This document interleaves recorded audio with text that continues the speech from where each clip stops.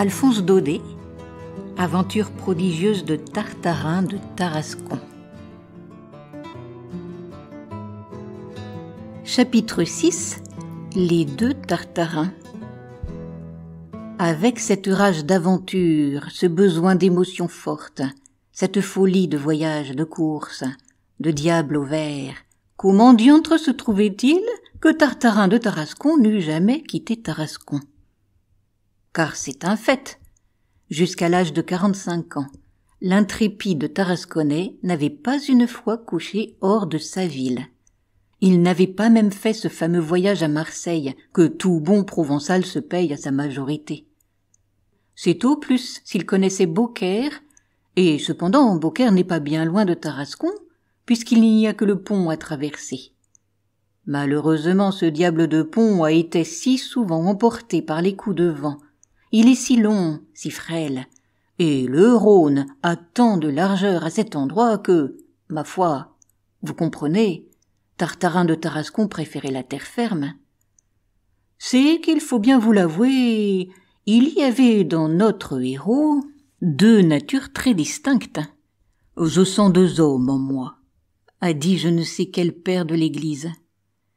Il l'eût dit vrai de Tartarin qui portait en lui l'âme de Don Quichotte, les mêmes élans chevaleresques, le même idéal héroïque, la même folie du romanesque et du grandiose, mais malheureusement n'avait pas le corps du célèbre Hidalgo, ce corps osseux et maigre, ce prétexte de corps sur lequel la vie matérielle manquait de prise, capable de passer 20 nuits sans déboucler sa cuirasse et 48 heures avec une poignée de riz. Le corps de Tartarin, au contraire, était un brave homme de corps très gras, très lourd, très douillet, très géniard, plein d'appétit bourgeois et d'exigences domestiques. Le corps ventru et court sur pattes de l'immortel Sancho Panza. Don Quichotte et Sancho Panza dans le même homme. Vous comprenez quel mauvais ménage il devait y faire. Quel combat, quel déchirement. Oh, le beau dialogue à écrire pour le sien ou pour Saint-Évremont, un dialogue entre les deux Tartarins, le Tartarin Quichotte et le Tartarin Sancho. Le Tartarin Quichotte s'exaltant au récit de Gustave Aimard et criant « Je pars !»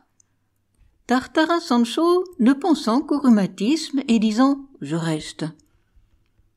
Tartarin Quichotte, très exalté, « Couvre-toi de gloire, Tartarin !» Tartarin Sancho, très calme, « Tartarin, couvre-toi de flanelle !» Tartarin Quichotte, de plus en plus exalté, « Oh, les bons rifles à 2 coups! Oh, les dagues, les lazos, les mocassins !» Tartarin Sancho, de plus en plus calme, « Oh, les bons gilets tricotés, les bonnes genouillères bien chaudes, oh, les braves casquettes à oreillettes !»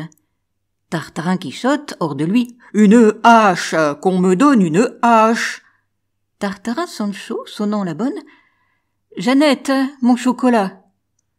Là-dessus, Jeannette apparaît avec un excellent chocolat chaud, moiré, parfumé, et 2 succulentes grillades à l'anis qui font rire Tartarin Sancho en étouffant les cris de Tartarin Quichotte.